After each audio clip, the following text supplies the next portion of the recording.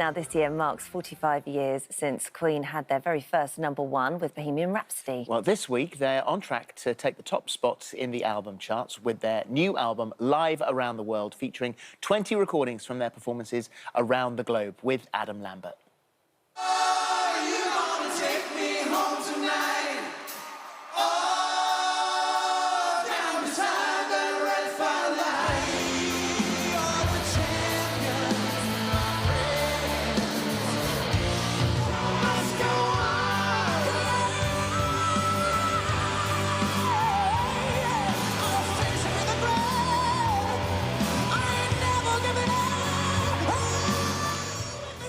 Doesn't that sound great? Well, we're joined now by Brian May, Roger Taylor and Adam Lambert. Good morning to you. It's so lovely to see you this morning.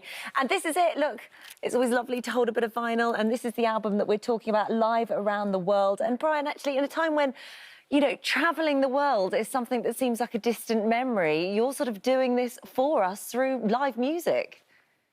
Yeah, it seems the best way to do it, really. We can all sit here and enjoy our our past travels and hope that we can do it in the future. Got to say, I'm feeling very gutted this morning at the loss of Edward Van Halen. That's Yes, I can't really get that off my mind. Yeah. Following everything, but I'm thrilled about the album. It seems to be doing great, and we're very grateful. Yeah. And so Roger, you had a 27-date European tour cancelled, you know, sort of tragically, one of those things that we, many artistic things that we lost because of the pandemic. More than 500,000 people have bought tickets to see you. So essentially, this is lovely because if you can't, they couldn't come to see you, you've actually done the album, and this is the live experience that eventually, hopefully in 2021, they'll get. Yes, it worked out very well. It really was the best way to sort of to cover this, really. I know it's not quite the real thing, but it's as close as we could get. And of course, we're going to be on tour next year now, hopefully, if everything's works out well.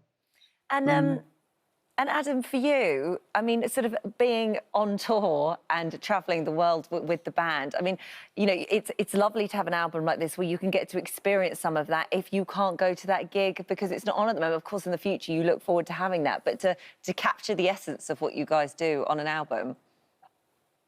Yeah, it was kind of a tough choice to figure out which tracks we included, which ones we had to leave off. You know, there was only so much room. So we included all these hits, and then we also included 2 songs that Freddie released as solo records that might be a little less well known, but we've kind of adapted them for this live arena sound, and that's Love Kills and oh shoot, what's the other one? It's early. I need my coffee. We understand. I was born to love you. Yes. And as far as you're concerned, Adam, obviously, I mean, this is the first time I think you've, other than the song that you all released in lockdown, You Are the Champions. This is the first time that you've released anything with the guys. So a big difference between the first time this idea was put to you that could you not take Freddie's place in the band, but you know, but be a part of it, and also now releasing material with the band. Yeah, it's such an honor. You know, this whole experience with Brian and Roger has just been the sweetest thing, and it just keeps on going, and it's incredible. You know, I didn't think that auditioning for American Idol with Bohemian Rhapsody would have led to nearly a decade on the road together. And I'm so glad that we have this album now as a way to sort of commemorate the last 7 years of world tours. And, you know, it's sort of like the world's best scrapbook.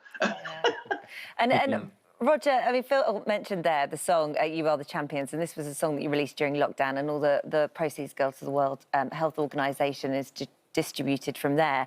And this is a really important one, not just because of what it does, but because your daughter, she's a GP, so she was on the front line during all of this. Yes, I think I was particularly aware, because my daughter Rory is a GP, of really the lack of PPE at the time, and the heroic behaviour of the NHS front line. It was incredible, and so it just seemed to fit in. And we even got her in our little video, which we made basically on iPhones. Yeah, yeah. I mean, it just adaptation, and I think Rishi Sunak was talking about adaptation yesterday. We're interested to know what you think about this one. Yeah, this is an interesting one. Chancellor Rishi Sunak appeared to suggest in an interview with ITV News that struggling musicians and other artists should retrain and get a new job. And I just thought, for musicians such as yourself, Brian, and all of you, how you felt like that. If somebody had said to you in your career, well, do you know what, there's no live music anymore, so go and retrain and do something else. How do you feel about that? You know, honestly, I saw it last night and I had a knee-jerk reaction, and I wrote this kind of Instagram thing saying, you know, why don't you get retrained as well? And then I thought, actually, did he really say that? And I actually checked and I saw the transcript. I don't think he actually said that, to be honest. So I think you can. I can't pretend that everyone can do exactly the same job that they were doing at the beginning of this crisis. That's why we've put a lot of our extra resource into trying to create new opportunities for people. Yeah, but it doesn't specifically say musicians should go out and get another job. I don't think so, you know.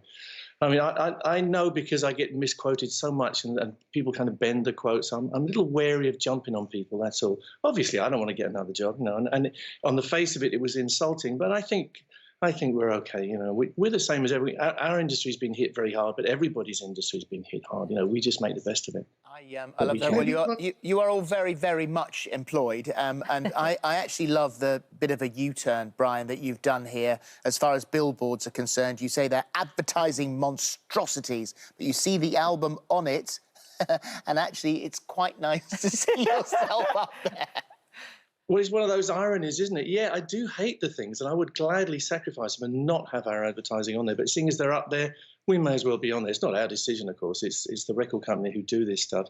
But yeah, I hate them. They're obscuring the sky and messing up life in general. Yeah, I don't like our lives being ruled by advertising at all. I'd get rid of them if I could. See, when I'm Prime Minister, they won't be there. I think you're up against it's Oasis, isn't it? It would be great to be at #1, but tough competition. Roger?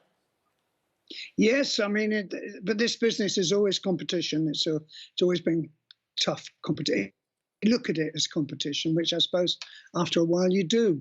Although really, it's all about the music and entertaining people and bringing some joy into somebody's life. The music is amazing. The album is incredible. It certainly is. And there it is, live around the world. That's Queen and Adam Lambert. Thank you all for joining us this morning. Guys. You take care. Look after yourself. Thank you.